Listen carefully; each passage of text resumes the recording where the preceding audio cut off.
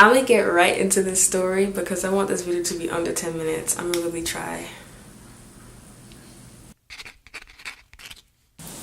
Hey guys, so I really want this story to be under 10 minutes, so let's get right into it. Alright, so it was in December. I went on a trip to Dubai. Dubai is beautiful. Definitely go. But that's not what this story is about. The story is about when I was on my way back. So I was on my way back to New York, and there was a connecting flight in Norway. So we're on our way to Norway, and not even like 2 hours into the flight, the pilot's like, so it seems as though we have some technical difficulties with one of the engines. So, alright, that sucks. And then he was like, so we're gonna have to do an emergency landing in southern Iran. I mean, okay, cool. So, I mean, I look out the window. It's beautiful, like, you know, that's nice.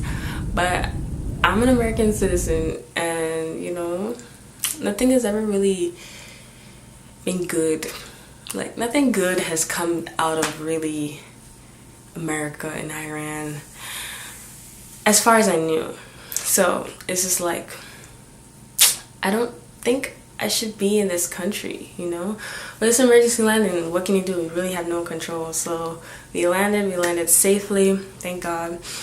And we were just like sitting in the airplane, and it started to get like hot, so the pilot's like, all right, we'll have to get out now. So we get out, we go into the airport, and it's like we're walking outside as we're going into the airport, and I felt my eyes and my nose like tingling.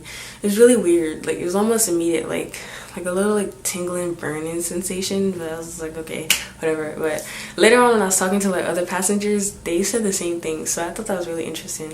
Anyways, I look around, and it's like all like dirt, sand, like dilapidated like concrete building in the distance. Like, it was just very flat and dry, you know, not much to it. So we go into the airport, and everybody's staring at us, like everybody. I mean, I get it. It's almost like 200 people walking into this small airport terminal, and nobody looked like you. So I understood the stares, and then I became more understanding when I realized it's actually law in Iran to wear a hijab, for women to wear a hijab, and like none of the women were wearing hijabs, so all of our hair is out, and apparently that's like nudity to them. I don't know. So all of our hair is out, everybody's standing at us like, who are these people? We're now just like looking around for seats, and we all sit down, basically filled up the terminal, and we're waiting. Finally, our pilot comes back, and he's like, so actually the engine failed. Like, the entire thing like failed. So that was crazy. Apparently it's due to like low oil pressure or something like that, but the engine failed. And at that point when he announced it, he didn't really know like what would happen, but he would suspect like we'll get a rescue plane to come. So we were just waiting. At this point, I needed to pee. Oh, before I go into that, I immediately wanted to call my mother.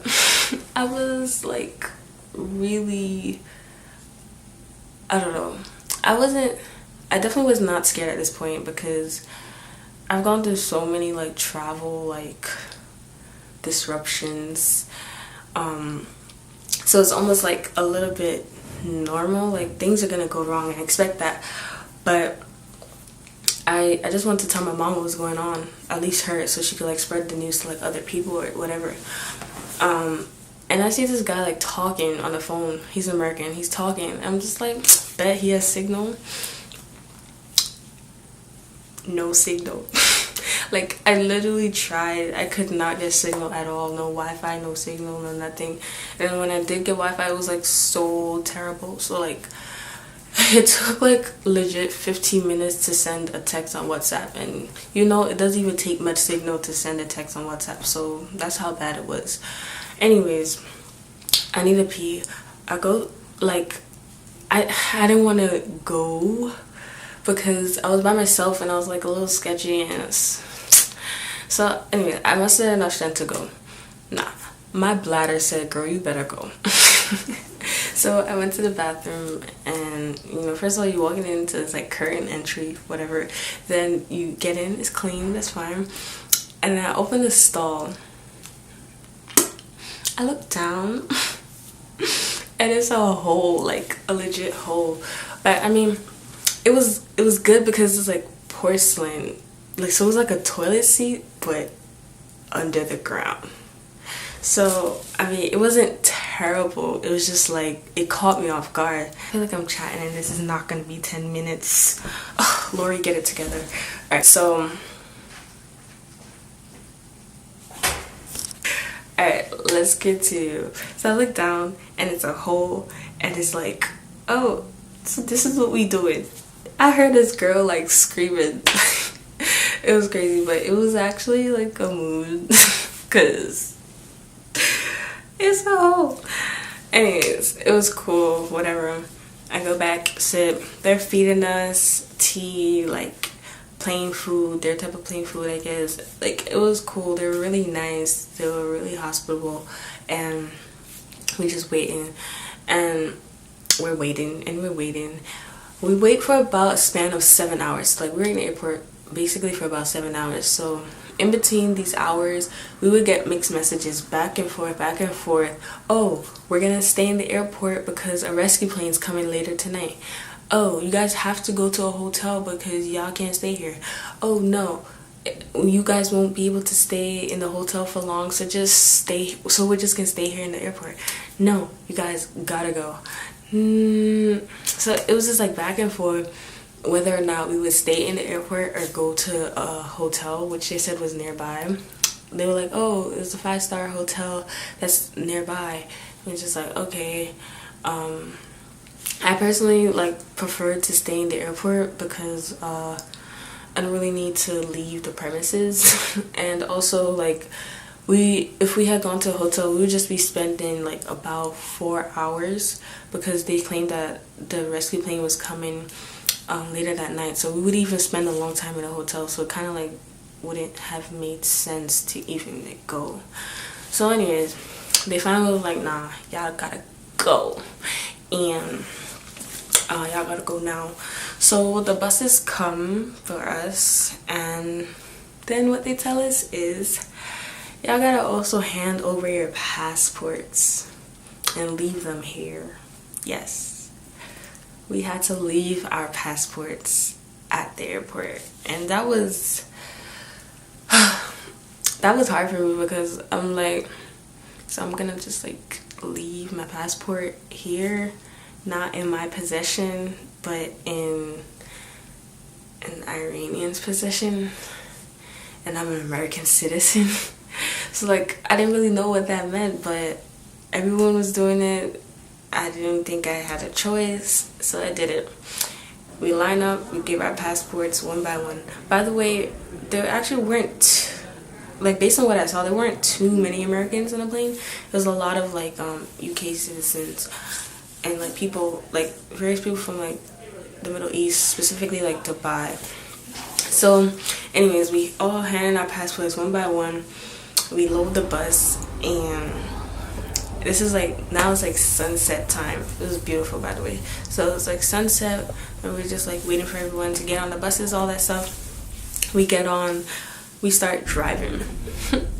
I don't know what kicked into me, but like some Liam Neeson Taken type vibe just brewed up in my spirit. And I legit mentally recorded every turn and like by the minutes, and like it was crazy. I don't know how I even like remembered it. That's like how, I don't know, I guess adrenaline kicks in and you just like do things you wouldn't normally do. You get some superpowers you don't normally have, because my memory is shot, I feel. So anyways, so like we're driving and I'm just looking out the window and everything kind of like seems rough. I don't want to say like it was like you could see the effects of war, because I actually think war in that part of Iran only happened like over 30 years ago or something. So I probably was poverty why it's still look at that, or it probably really was a war and they just never like was able to get back up. But I mean, you did see differences. There was like areas where it's just like, whoa, like this is nice, and then some areas is just like, ooh. But I realized like when I was looking out the window, like almost all the cars were white. They were like cars from the 60s, 70s, 80s, and you would see like the ever so often like yellow cab. Saw like 2 red cars, and I legit only saw 1 new car, like newish car. So I thought that was really interesting. And just looking out the window, it was just like, wow, I'm in Iran. Like, I'm actually in Iran. Wow. So anyways, after about a 30-minute drive, they said this hotel was like nearby. That was not nearby, because the way they were making it seem was like it was around the corner. It was like, oh, it's just right there. It was a 30-minute drive. Anyways, 30 minutes, get to the hotel, and the hotel is beautiful. Like, we walked in and everything is just like the piano, like classical music was playing, and it was just like, oh, welcome to blah blah blah, and it was just like, yes, it was really nice. And then we walked into the like banquet hall, and like it was decked out, like everything was so fancy and like formal, and it was just like, oh, they went all out. The thing is, like, they did that with the quickness, like they prepared. So we sit down, and there's like, I don't know, like 20-30 different salads, just salads. I thought that was like the entree, the main meal, but nah, that was just our starters. Like, the salads were ridiculous, legit. Any type of salad you can think of, it was there. And then waiters came and served us this nice plate, big plate of like rice and assorted meat. I had like fries, veggies, and like whatever else. And I was just like, so this is how we live in. Nah, it was nice though. It was really nice that they really went all out for us. So I went to the bathroom, and I looked down again. It was just a fancier hole. Like, I don't know why I thought it would be different, but it was a fancier hole. Like, there was marble around it, and it was just like, ooh, this is luxury, but still a hole. But that was still cool. I mean, I really don't mind, because that's actually the real way we're supposed to use the toilet. But anyways, so continue on. I go back to the hall, and they're giving out room keys. So I was like, oh, we're actually gonna get rooms. So we got rooms, got to the room, got Wi-Fi, called my fam, and then I made the mistake of looking up Iranian and American relations. I mean, it wasn't a mistake, but maybe it was better. I didn't really know things in detail, like all the different hostage situations, and looking up on the government site about the travel advisory. It was on like, what is the worst one, level 4 or something, and it was just like, everything's in a red, do not travel, don't go here. And it was just like, the US government cannot help you in an emergency situation. You are most likely to be held by Iranian officials, and there's no embassy there, and the only embassy that's even able to slight bit help you is the Swiss embassy, and it's just like they can't really do anything. So I'm just like, this is great. So me, I have no identification, like proper. I really am. I'm here by myself, basically. Like, so I just started thinking of like all the different possibilities of how I can die. It's just like, but I mean, I trust God, and I just put that aside. That was like the only time I had some type of fear when I was like reading all that stuff. I was like, dang. But nah, I place my life in God's hands, and I really just like leave it at that. Like, God got me, God protect me. I've gone this far and I'm good. So hey, so yeah, it was coming to the time where I was like, the bus is supposed to be here by now, but the bus was not here. Now I bet this video is over 10 minutes. Anyways, and the bus is not here, and I was like, yo, where the bus at? So I go down to the lobby, and they just put this note, this message on the table, and it's just like, oh yeah, you won't be leaving tonight, you'll be leaving tomorrow morning. I bet. Y'all just want to be like playing with our lives and, you know, making this longer for us. But it was cool. Like what can I do? Like, no one wanted this to happen, no one expected this to happen, so you just gotta go with the flow. That's what I did. Went to sleep. I didn't really sleep long, but I heard a bus engine. The way how I got up so fast, yo, I'm not even like a light sleeper, but I got up so fast, like I thought the buses were leaving me. Like, I was so scared. I was like, no, I cannot be left in this country.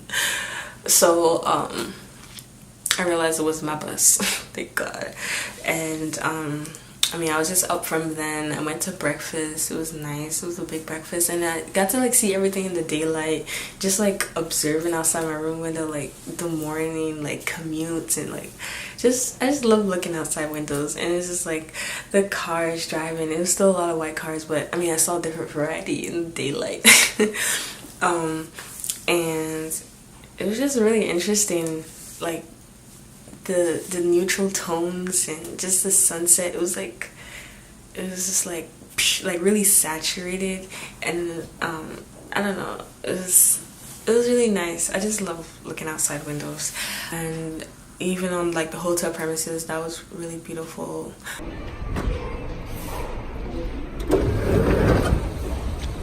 Oh my gosh, it's so beautiful and actually freezing. What in the world?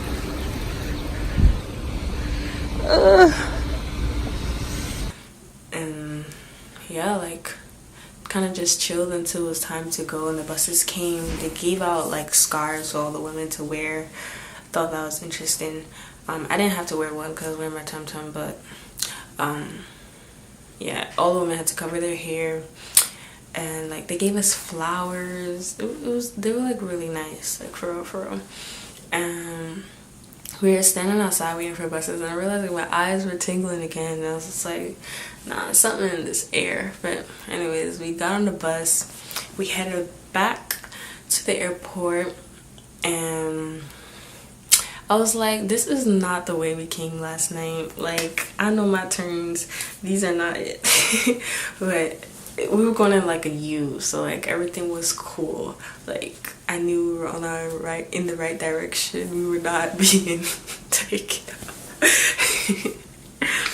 Anyways, yeah, we get back to the airport. We went through like 2 security checks. Some people went through 3. And we got back into the terminal. The way how I like rushed for my passport, like got that thing so quick, made sure everything was good inside. Man, I'm just sitting down waiting, and then like these reporters and photographers are taking pictures of us, and I'm just like, not I. So like we start lining up for the plane. As we're going out, they're giving us like souvenirs, candy. I was like, literally, these people are like the nicest people.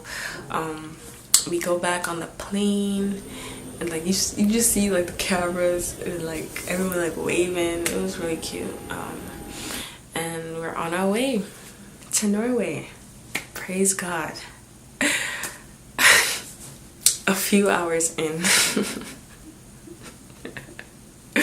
The pilot didn't even sugarcoat it. This is the same pilot. He didn't even sugarcoat it. He was like, yeah, so we're running out of oil and we gotta do an emergency landing. Like, really though? Really though? Like, the plane is running out of oil.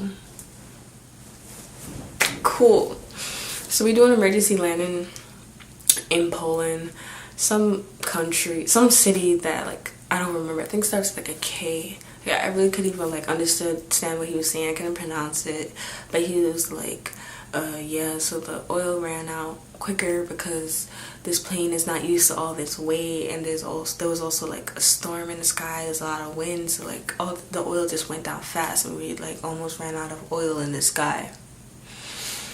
All right, so they do that bit. They're like, all right, we're ready to go. The plane is filled, and we start preparing to go. Then the pilot's like, yeah, we gotta, you know, pause a bit and defrost the wings. And it's just like, and to be honest, it's not like, oh, defrosting the wings takes forever or anything, or it's like that serious. It's just like, oh, another thing. But I mean, at this point, people were singing Christmas carols. And